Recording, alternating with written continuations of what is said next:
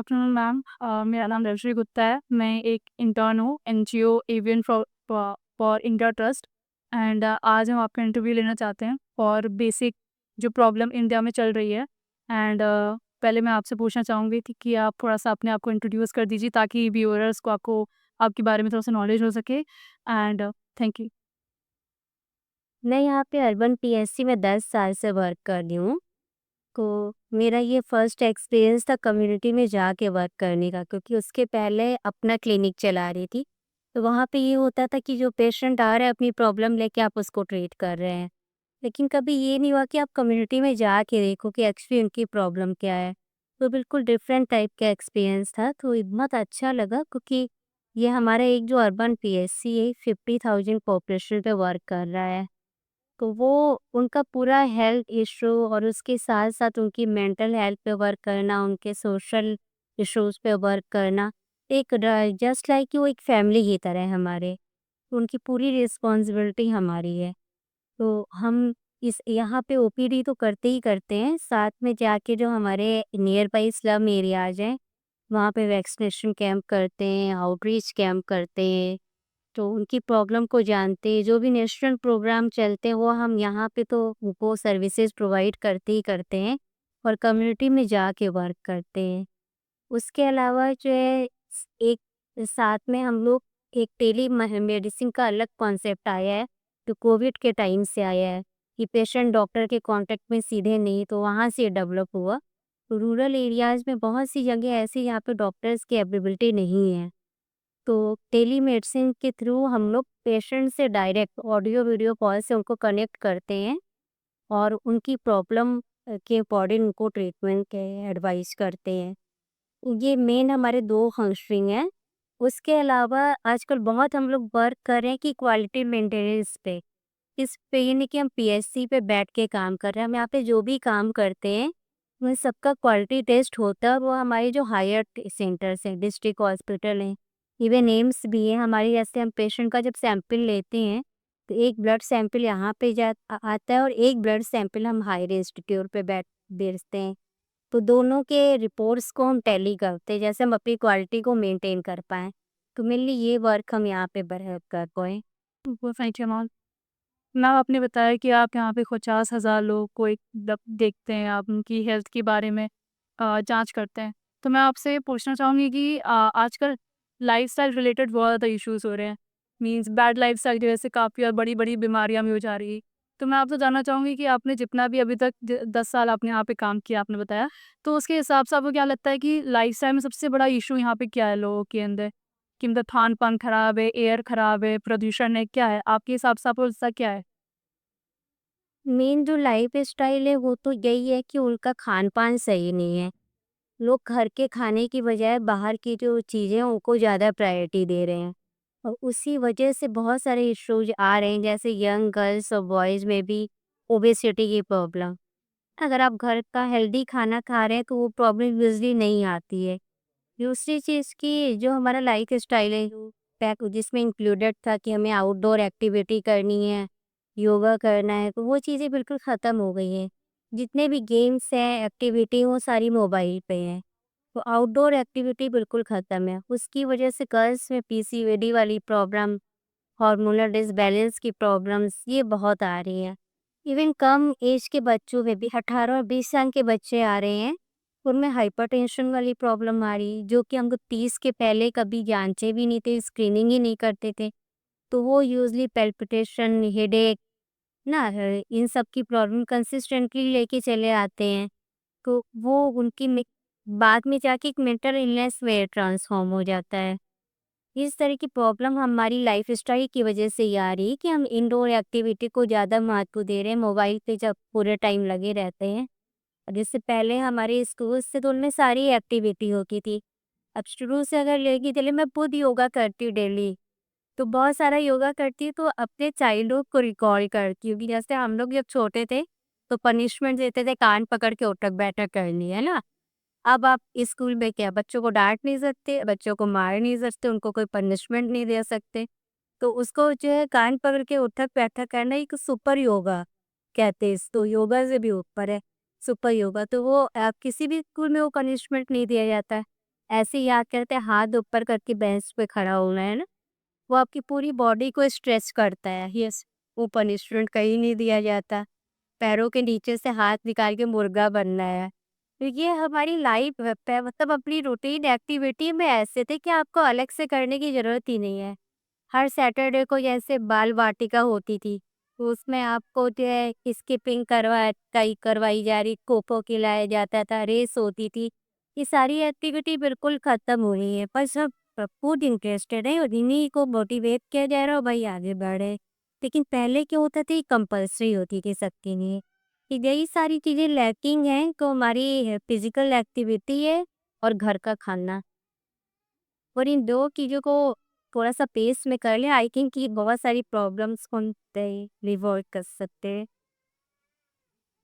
Ma'am as a female doctor मैं आपसे India में सबसे मेजर इश्यूज़ के बारे में बात करेंगे, जो फीमेल्स में बहुत होता है।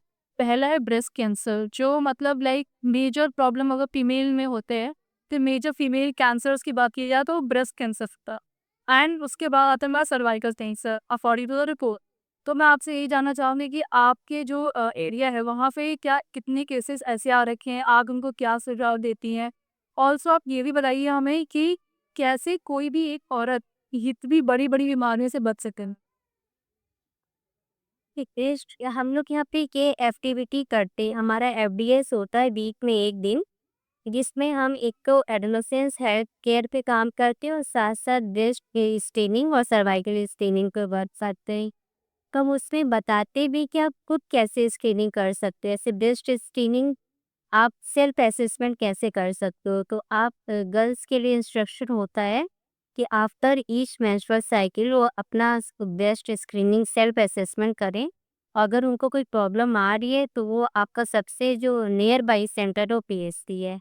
वहाँ पे आएँ, अगर हम लोग को लगता है कि नॉर्मल है हम उनकी काउंसलिंग करते हैं। अगर रिफ़र करने का केस होता है तो उनको हायर सेंटर पे रिफ़र कर देते हैं। इसी तरह से सर्वाइकल स्क्रीनिंग के लिए हम लोग टाइम टू टाइम और आउटरीच कैंप भी करते हैं और यहाँ पे भी हम ग्रुप मीटिंग करते हैं, जिससे उसके जो साइन एंड सिम्टम है वो बताते रहते हैं। और अगर कोई ऐसा पॉजिटिव मिलता है कि साइन सिम्टम है, जैसे कि बाइल डिस्चार्ज की प्रॉब्लम कंसिस्टेंटली है, इरेगुलर मेंस्ट्रुएशन की प्रॉब्लम है, इंटरमिटेंट ब्लीडिंग की प्रॉब्लम है, और आपस में कॉन्टैक्ट्स बनाते समय पेन वाली प्रॉब्लम है, डिस्पैरोनिया की प्रॉब्लम है, इस तरह की, तो हम उनकी स्क्रीनिंग करते हैं और बहुत सिंपल सी स्क्रीनिंग होती है। वीआईए जिसको कहते हैं, एसिटिक एसिड के माध्यम से इमीडिएट उसका रिजल्ट आता है। आप तुरंत देख लेते हो कि पॉजिटिव है नेगेटिव है, फिर हम हायर सेंटर पे उसको रिफर कर देते हैं। तो ब्रेस्ट कैंसर में तो ये होता है कि उस तरह के पेशेंट यूजली इस डिटेक्ट हो जाते हैं क्योंकि लड़कियां लेडीज जो भी होती हैं वो हमारे पास आ जाती हैं, उनको जरा सा भी कोई लम्प फील होता है।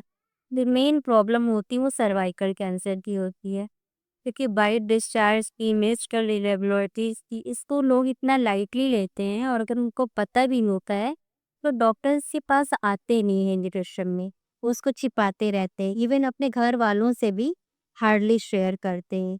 वो जब डॉक्टर तक आते हैं तो वो थर्ड फोर्थ स्टेज पे पहुंच गए, वो यहाँ पे ऑपरेशन ही उनका ट्रीटमेंट होता है।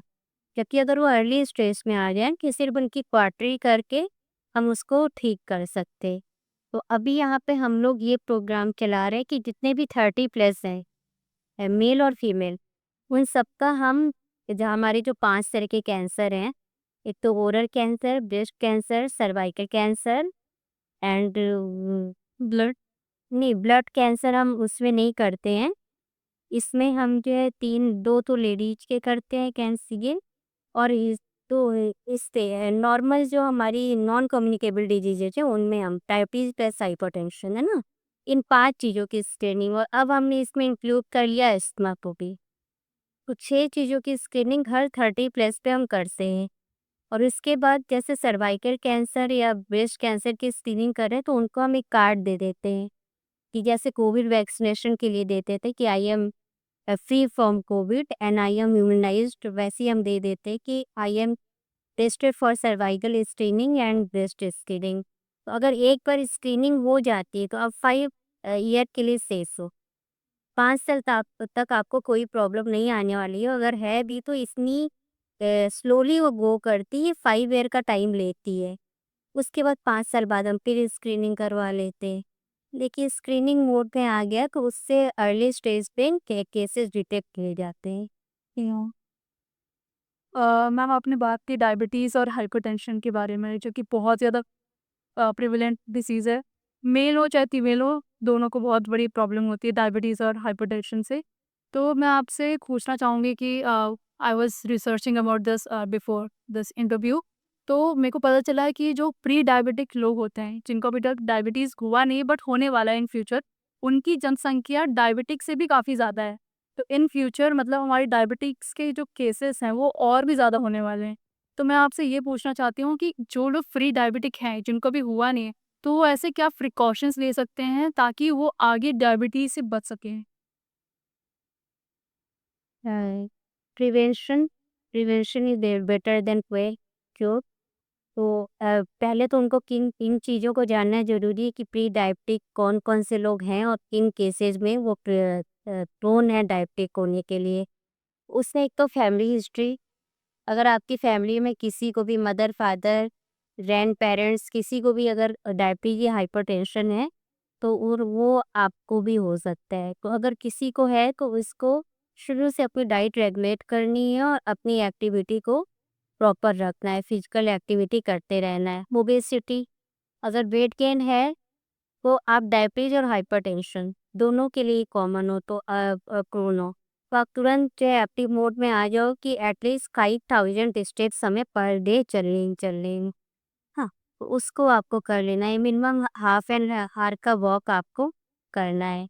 दूसरी चीज़ किसी भी तरह का एडिक्शन, टोबैको, स्मोकिंग, अगर ये आप कर रहे हैं तो आप किसी भी कैंसर के लिए, डायबिटीज़ के लिए, हाइपरटेंशन के लिए या उनके कॉम्प्लिकेशन के लिए ज़्यादा होंगे, तो उसको आपको अवॉइड करना है। और किसी भी तरह का इरिटेशन जो आप बार-बार आपकी बॉडी को, आपके माउथ को, इवन आपके माइंड को भी स्ट्रेस कर रही है ना, इरिटेट कर रही है बार-बार, तो आप डायबिटीज और हाइपरटेंशन के लिए प्रोन हो। तो इन चीज़ों को हमको अवॉइड करना है। हुँ। अ, थैंक यू मैम।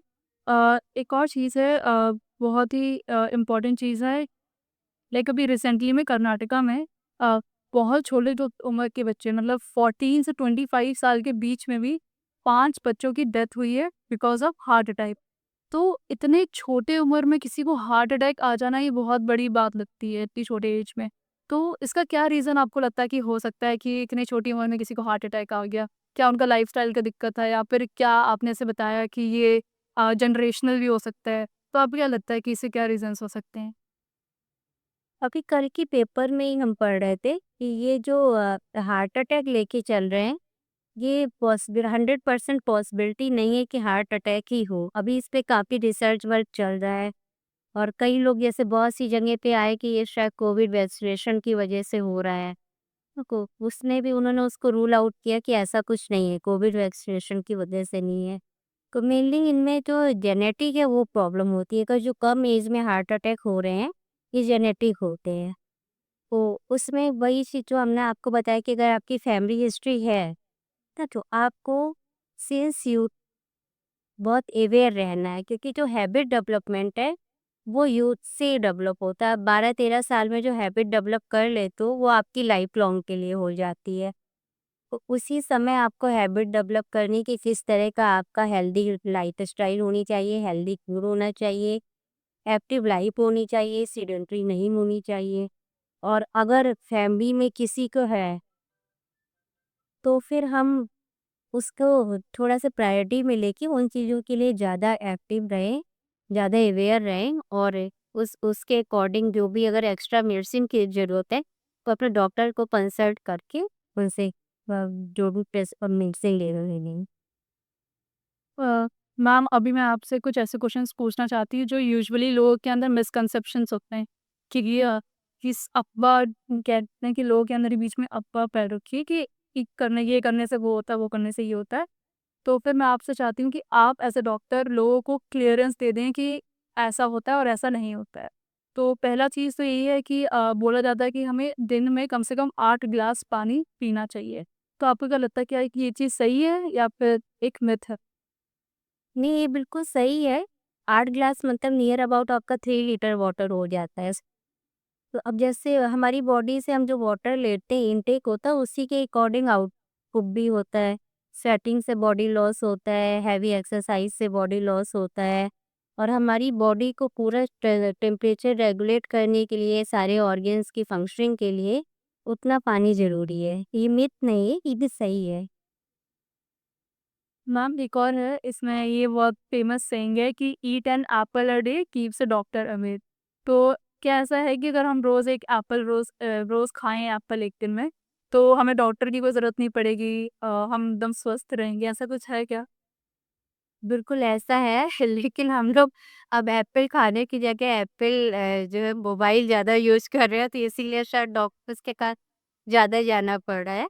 तो एप्पल से मतलब ये है कि आप हेल्दी डाइट लेते रहिए, है ना? फ्रूट्स लेते रहिए, ग्रेन पे कम रहिए, तो आप तो ज़ाहिर-सी बात है कि डॉक्टर्स के पास नहीं जाना पड़ेगा। अब हमारी तो फैमिली में ही सारे डॉक्टर्स हैं तो हमें उनके कॉन्टैक्ट में रहना ही पड़ता है एप्पल खाने के बाद भी। हाँ, ओके मैम, एक और है कि शुगर खाने से ही शुगर होता है, क्या ये सच है? नहीं ये मिथ है, ऐसा नहीं है।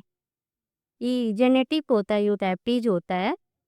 आपकी फैमिली हिस्ट्री है तो आपको हो सकता है और ऐसा कुछ नहीं कि शुगर खाने से ज़्यादा डायबिटीज़ शुगर खाने से ही होता। मैम एक और है, ये हमारे घर वाले हमेशा डाँटते रहते हैं, बोलते भी हैं, और स्पेशली गाँव में लोग सनसेट होने से पहले ही खाना खा लेते हैं। तो क्या ऐसा होता है कि 6 के पीएम शाम के बाद खाना खाना नहीं चाहिए या फिर कम खाना चाहिए?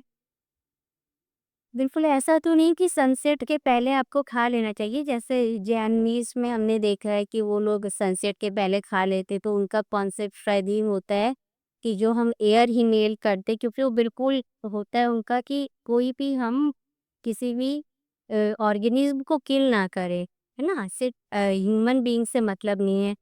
तो वो लोग यूज़ुअली सनसेट के खा लेते कि हम जो इन्हेल कर रहे हैं, उसमें भी ऑर्गेनिज़्म हो सकते हैं, लेकिन सनसेट के पहले तो नहीं, लेकिन आपको जितना अर्ली हो 7 टू 8 पीएम के बिटवीन ले लेना चाहिए डिनर। तो उससे ये होता है कि आपकी स्लीप और डिनर के बीच में गैप हो जाता है। इससे कहते हैं कि खाने के बाद तुरंत सोना नहीं चाहिए। सोते समय आपकी बॉडी लाइट होनी चाहिए। आजकल जो आप देखें ना कि सोते-सोते आपको पता लगा कि एमआई हो गया, उसका बहुत बड़ा रीज़न ये होता है कि हम खाना खा के और तुरंत बेड पे चले जाते हैं।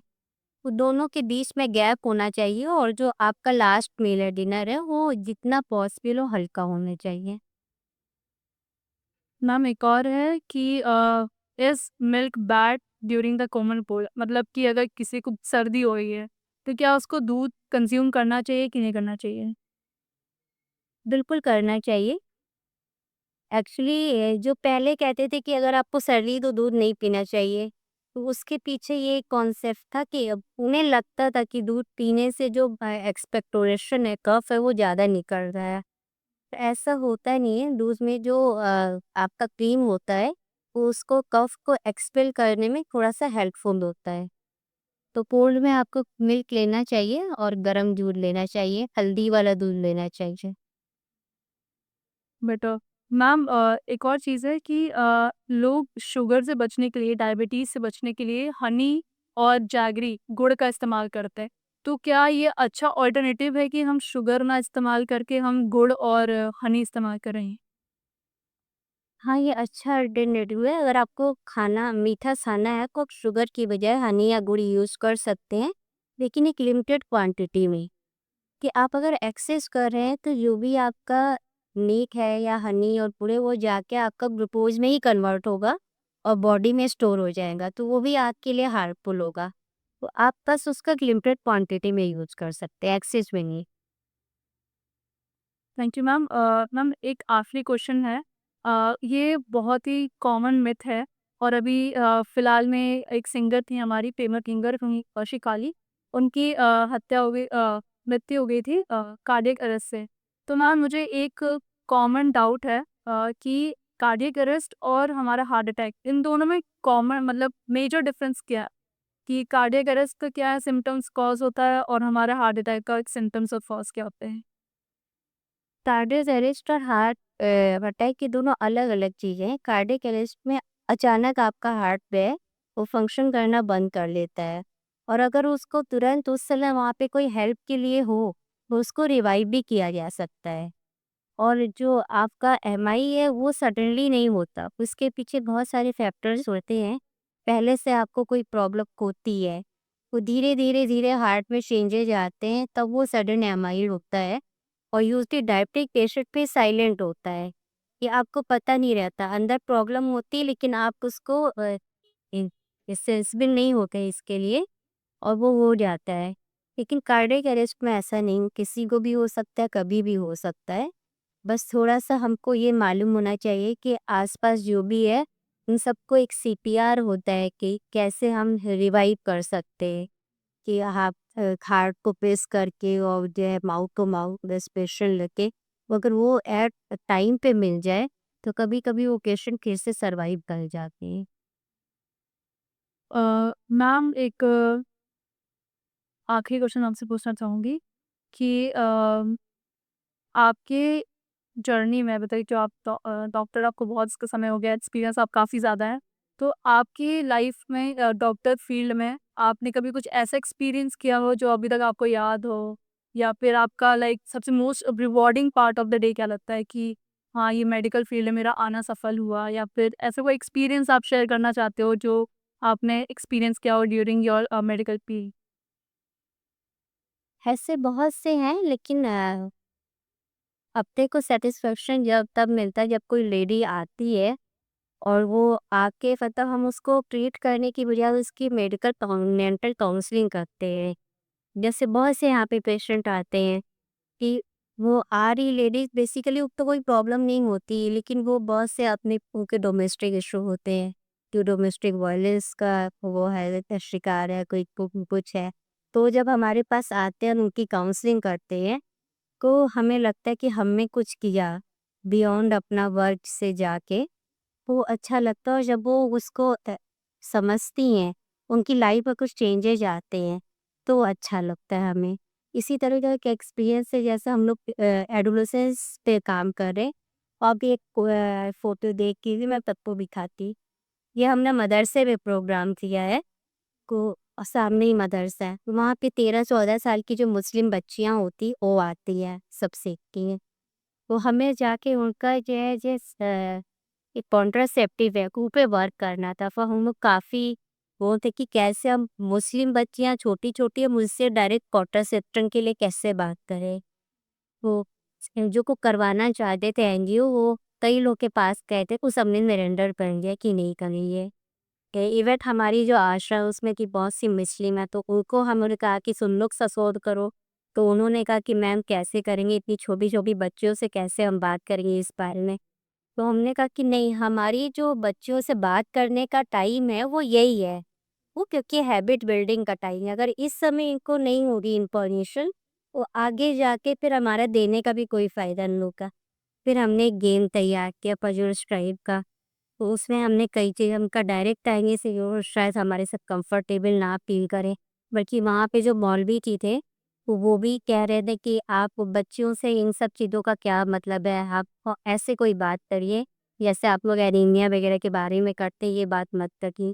तो हमने गेम तैयार किया, हमने इसमें एक ना मैच करने के लिए जैसे आपके सिर पे इंजरी है तो आप क्या करेंगे, साथ में हमने हेलमेट रख दिया, कि हम हेलमेट यूज़ करेंगे, है ना? अगर बॉडी में कोई प्रॉब्लम है, इचिंग है, तो हम भी आइए दवाई लो। तो ऐसे 2-3 बारिश हो रही है तो उससे प्रोटेक्ट करने के लिए क्या करेंगे, अम्ब्रेला लेंगे। ऐसे 5-6 स्टेप्स को करते-करते फिर हम आ गए कि अगर आपको कोई ऐसी प्रॉब्लम है मतलब फैमिली प्लानिंग वे में जाना चाहते हैं, तो क्या करेंगे? तो उसमें हमने कई सारी चीज़ें रखी हुई थी, कंडोम, मालायन, चाया।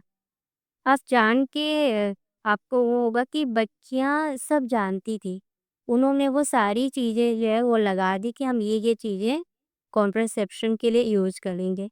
तो वो बस तब समझ में आया कि बच्चे जानते हैं, जानना चाहते हैं। फिर उन्होंने फ्री होके हमसे बात करी। हमने उसके बारे में पूछा कि अच्छा ये टैबलेट है, ये कैसे देते हैं, इसका क्या रोल है? वो सारे बच्चे खुल के आए। तो वही कमी कि हम खुल के बात नहीं करते, अगर वो करना चाहते भी तो हम उनको चुप करा देते हैं। तो फिर वो उन चीज़ों को जानने के लिए मोबाइल के पास जाते हैं ना कि मोबाइल में सब कुछ है, सर्च कर लो। और उनको पता नहीं होता कि हमें किस तरह से सर्च करना है, किस वेबसाइट पे जाके इसमें सर्च करना है। तो उसका एडवांटेज लेने की बजाय उनको डिसएडवांटेज होने लगता है। वो मुझे बहुत अच्छा लगा, बहुत सीखे, लेकिन वो बहुत अच्छा लगा बच्चों के साथ काम करके कि उनके साथ हम काम करें, उनके साथ फ्री हों, तो बहुत सारी चीज़ें उनको बता सकते हैं। वाक़ई में मैम आज की यूथ काफ़ी ज़्यादा अवेयर है। थैंक यू सो मच आपने अपना इतना वैल्यूएबल टाइम को दिया एंड आपने it was like my first experience but it was also really my best experience with you. Thank you so much आपके टाइम के लिए।